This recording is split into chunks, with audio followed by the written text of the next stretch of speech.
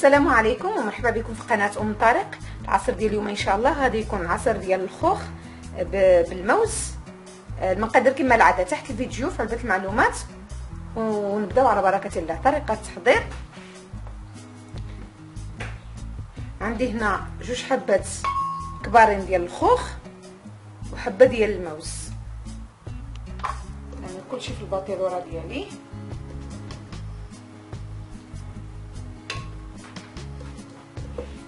ثلاث 150 ملي ديال عصير البرتقال الطبيعي،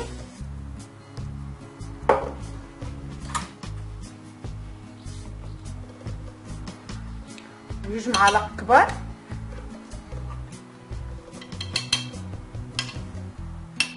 ديال اليوغور الطبيعي. انا غادي نضيف معلقه ديال العسل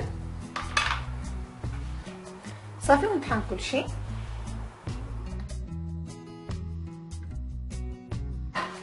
العصير ديالنا ها هو وجد ان شاء الله، تجربوه ويعجبكم